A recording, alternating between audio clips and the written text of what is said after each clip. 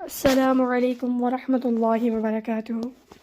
نصف شعبان کی رات یعنی 15 شعبان، جس کو لوگ شب برات کے نام سے جانتے ہیں، آج اس کے حوالے سے انشاءاللہ الرحمن ہم کچھ باتیں ڈسکس کریں گے۔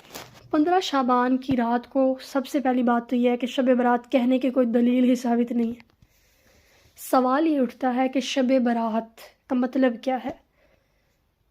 شب برات دو لفظوں کا مجموعہ ہے، شب اور برات۔ شب فارسی زبان کا لفظ ہے جس کا مطلب ہے رات، جبکہ جو برات عربی زبان کا لفظ ہے جس کے معنی ہے آزادی۔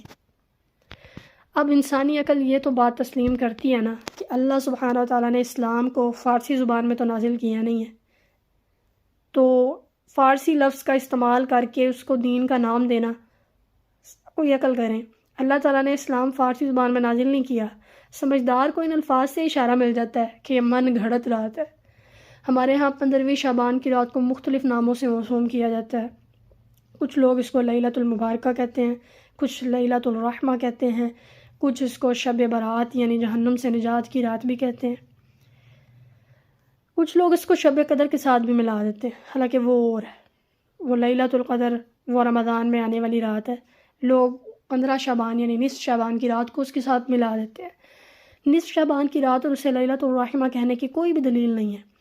اور شب قدر کے حوالے سے اگر بات کریں، 15 شعبان کی رات کو شب برات کے علاوہ شب قدر بھی کہتے ہیں لوگ، حالانکہ قرآن و حدیث کی روح سے شب قدر اور شب برات سے مراد لیلۃ القدر ہے، جس کا ذکر واقعی قرآن پاک میں موجود ہے، سورۃ دخان آیت نمبر 3۔ ترجمہ کیا ہے؟ یقیناً ہم نے اس قرآن کو بابرکت رات میں نازل کیا ہے کیونکہ ہم ڈرانے والے ہیں۔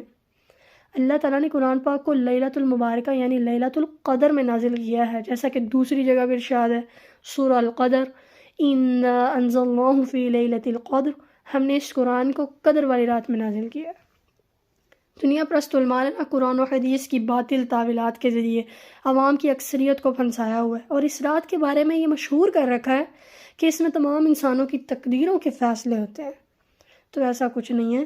فضائل شب برات والی جتنی بھی روایات ہیں نا، ان کی کوئی حیثیت نہیں ہے۔ نصف شعبان کی جو رات ہے، اس سے متعلق کوئی بھی صحیح حدیث نہیں ملتی۔ کچھ لوگ بہت سی روایات کو لے کر آتے ہیں شب برات کے حوالے سے جو کہ بالکل ضعیف ہے۔ اب انشاءاللہ الرحمن آپ سب کے سامنے ہم وہ تمام روایات ڈسکس کریں گے جو لوگ لے کر آتے ہیں اور کہتے ہیں کہ دیکھیں یہاں سے ثابت ہے، یہاں سے ثابت ہے، یہاں سے ثابت ہے، تو ہم آپ کو بتاتے ہیں کہ وہ تمام کی تمام روایات ضعیف ہیں۔ تو ضعیف روایت سب سے پہلی شب برات کے حوالے سے یعنی 15